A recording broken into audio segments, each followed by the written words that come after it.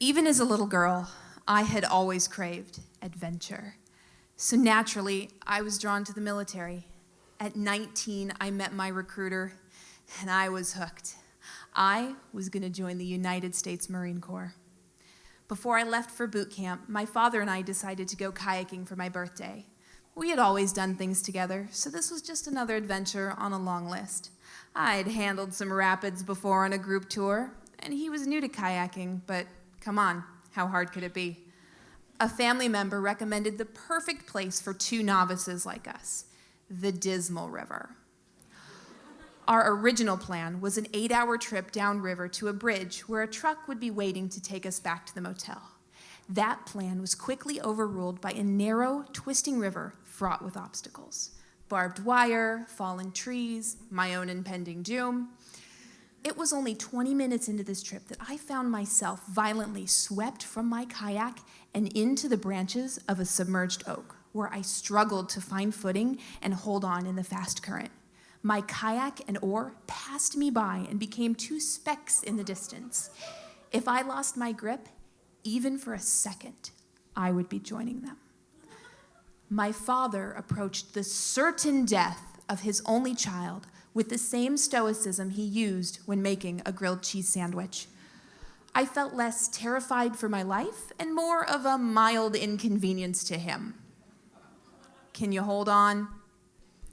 I guess so. Okay. At over 6 feet tall, my father has always been a large and naturally strong man. As a child, he grew up on a small-time farm and spent his teenage years working in lumber yards. Those thick biceps of his, the ones he once used to bring in the cows at night, and the ones he once used to lift a much smaller version of me high into the air, would now be used to pull me to shore. Downriver, we found my kayak waiting for me, but my oar was gone. I had no idea what we were going to do. It's not like we could walk the rest of the trip. And then I turned, and here was my father handing me his oar. Take mine. I've got an idea. And before I knew it, it was man versus nature as my father approached the nearest tree and wrenched a branch from its joint. He would proceed to use this prize to paddle his kayak, albeit rather ineffectively, for the rest of the trip. I felt so guilty. After all, I was the one who'd lost my oar, and now I get another one? It reminded me of all the times when I was little, we'd go out to eat, and he'd swap meals with me because I liked his better. The trip was slow and difficult, but my clothes had finally dried, even though I was tired, and I was just looking forward to turning the keys in the ignition of that truck and going home. I got ahead of my father around a bend and pulled aside to wait. And wait. And I realized I was waiting too long. Where was he? He hadn't been that far behind me, and he should have caught up to me ages ago. I called out to him and heard only the water. I pulled out my kayak and I scanned the vast terrain, but my father was nowhere in sight. So I, of course, did what anyone aspiring to be a United States Marine would do. I freaked out. I kept imagining him trapped underneath his kayak in the rapids and choking for air as he slowly drowned. I began crying and yelling out, "Daddy! Daddy!" I could hear everything. I could hear the birds in the trees and the rush of the water and the tall grass swishing against my legs, but I couldn't hear my father. Everything was so loud and quiet. At the same time, everything was so vibrant and beautiful and terrifying. I was in the middle of nowhere with no cell phone service, no food, no water, and now no dad. What was I going to do? Who the hell did I think I was? I wanted to join the Marines, and here I was in a real emergency doing nothing. I wasn't being brave and decisive or leaping into action. I wasn't Marine Corps material. I was a joke. I couldn't even save my dad, let alone the world. Downriver, I saw him, soaking wet, but very much alive and dragging his kayak behind him. He had turned over in the rapids, and in all the time it had taken him to haul his kayak to shore and empty out the water, I had planned his funeral arrangements. I ran to him, terrified and relieved at the same time, crying, "Daddy, I was scared. I don't want to be a Marine anymore."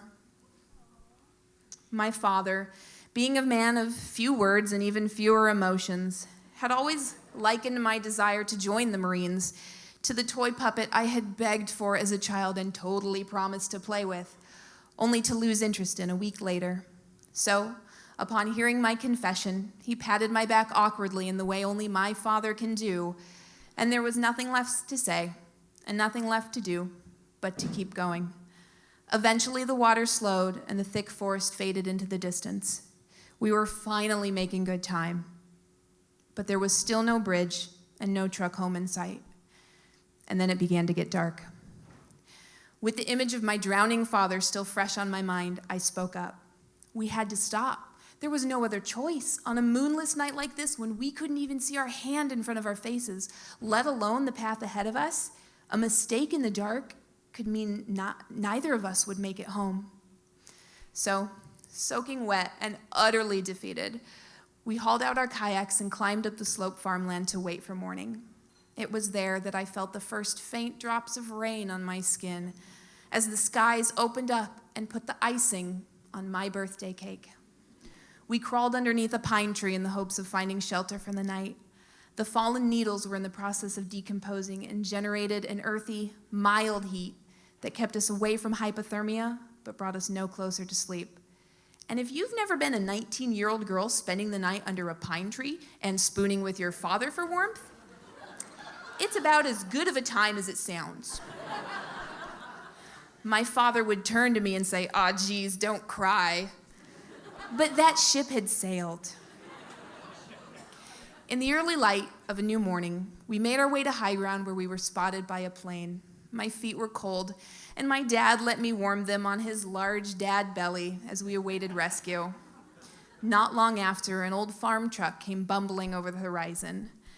The ride back was bumpy, and we were tired but relieved. I watched as the farms and the forest passed me by on our way back to civilization, and I thought to myself, after this trip, after everything I'd done and failed to do, was I still going to go through with it? Was I really still going to join the Marines? Hell yeah. How hard could it be? Thank you. We running this, let's go. I'm on a bump. I'm on a